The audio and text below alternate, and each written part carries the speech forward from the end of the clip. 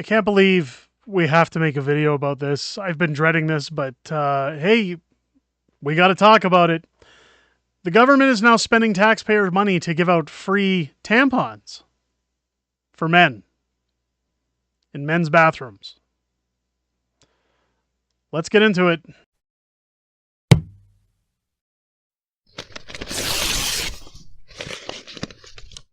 Oh, yeah! What's going on, ladies and gentlemen? Welcome back to The Fringe. As my intro states, this isn't really a video I was looking forward to making. It's not really one I was excited about making, but more or less because I can't believe this is where we are in the world. I can't believe that, you know, the more I look at the crazy things that have happened since 2015, now moving into the start of 2024, things have happened that I just, for the life of me over the last 8 years, could never possibly fathom. That if I could go back in time and tell myself, this is where we're going to be by the end of 2023, I would probably think that I was crazy if I heard that from myself. But here we are, ladies and gentlemen. Federally regulated workplaces are now installing machines to dispense feminine hygiene products, or tampons, for men who have periods, menstrual cycles.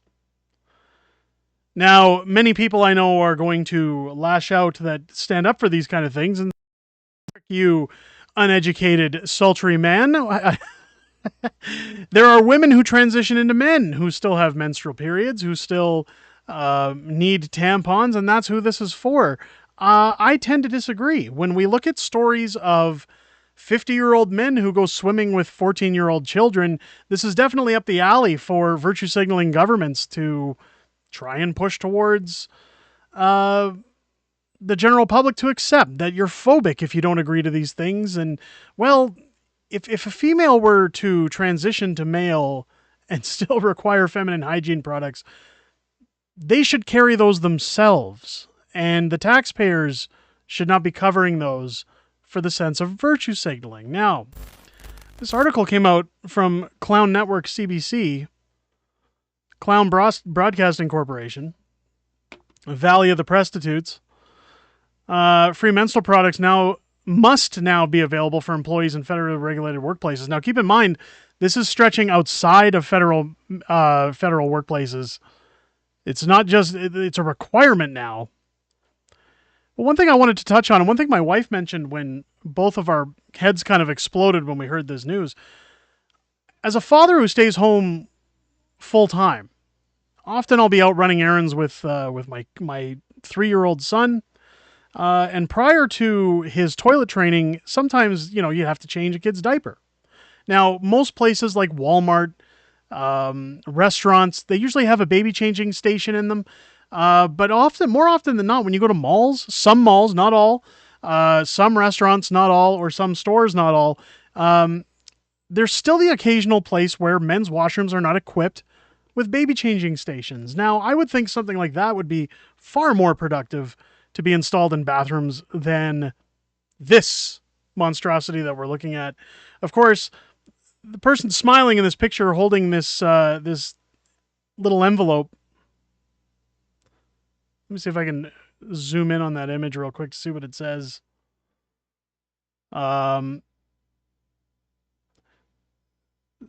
Something about changing your cycle. Oh, changing the world one cycle at a time. That's what it says. Unbelievable. This is where we are, ladies and gentlemen. This is the world we live in. This face, anyways, is the face that would enjoy something like this. The typical fart-sniffing libtard. Let me get into this article. Beginning Friday, as in last week, all federally regulated employers, including federal public service departments, crown corporations, banks, airports, and train yards, must provide free menstrual products in all employee washrooms, meaning male and female. So, ladies, when you look at inflation right now, when you look at the cost of these feminine hygiene products, maybe it's time to tell your men to go out and grab them for you. Maybe get some free samples, save some money. Um, the change to the Canada Labour Code announced in May 2023 stipulated that as of December 15th, these workplace washrooms must have free tampons and menstrual pads, as well as covered disposable containers, in every toilet stall. These products are intended for employee use, not for members of the public. Well, they're free. You guys ever seen the take a penny, leave a penny? When we used pennies, do you ever see the free candy dish at restaurants? Come on. Rachel Ettinger started a petition calling for this in 2020 that was eventually presented in the House of Commons by her MP. We have to look at menstrual products as a necessary item, just like toilet paper, she said. You can't provide a truly inclusive space, there's the key word, for your employees without providing menstrual products. Ettinger is the founder of Here for Her, a social enterprise focused on health education across Canada, along with other organizations that provided the government with recommendations for this move. Of course they did. Again, look at the face. This just screams, you know where this is coming from. I don't like to be a judgmental guy. I don't like to point the finger. I don't like to be rude. But come on, this is the face of what this problem is in this country.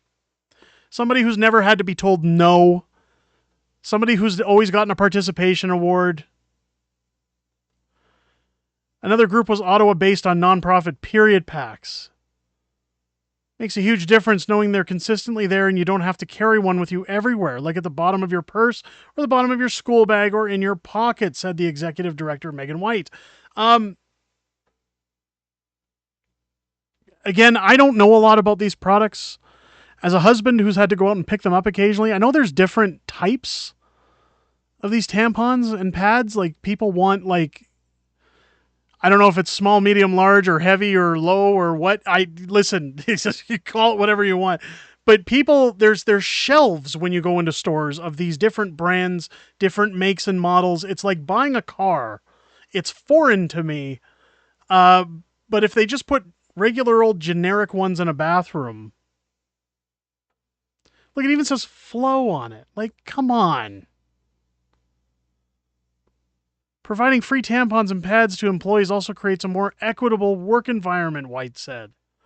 It's not appropriate to ask employees to leave from their lunch break during time that's supposed to be rest to go find menstrual products. How about being organized? Right? Like my son, when he was in diapers, if I left the house to go grocery shopping, I had to take a change diaper, like a diaper with me, and a diaper bag with wipes just in case. Because chances are, while he's wearing a diaper, something's going to happen and we have to make a change. How is it any different? Can somebody explain to me if I'm wrong here? That a woman should know when their cycle's coming up to say, oh, it might be within the next week. I'll put a couple in my purse just in case. Or, you know, if they leave the house, I'll take a couple with me for the day. I don't know. I'm in my 40s. My wife's in her 40s. She's never had a problem. So by asking these questions, I don't think I'm in the wrong. But if I am, please let me know. One of the recommendations that's now a requirement for the menstrual product dispensers, and here's where I have the issue, is to be installed in all washrooms, not only women or those who identify as women menstruate. Trans men, gender non-conforming, and two split forks menstruate as well. Two split forks. I can't believe I read that wrong with my dyslexia. Two spirit folks menstruate as well. And everyone who menstruates deserves to menstruate with dignity. This is the same ideological claim that men can have babies and men can get pregnant. This is disgusting. Like, we're promoting mental health disorder here. While some critics have taken to social media to decry the push for menstrual products in men's washrooms, I'll raise my hand. Megan White points out that limiting the products to women's washrooms would force all menstruating people to go into a woman's washroom.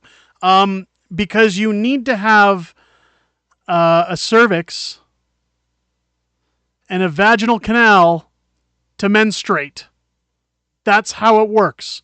If you're a man and you're bleeding from your anus, you should probably go to a doctor and be checked for colon cancer. Just saying. Proponents point out a basket with a few individually wrapped tampons and pads somewhere in the washroom is enough, and that disposable containers in each stall will also accept incontinence protection pads. Now it says down here that there's delays expected and more whining. This is an inclusivity issue.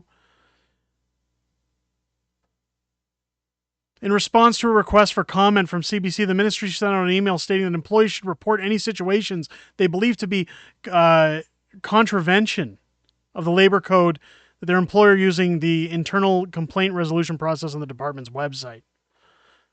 The department also wrote that funding to purchase menstrual products and disposable containers is the sole responsibility of each employer.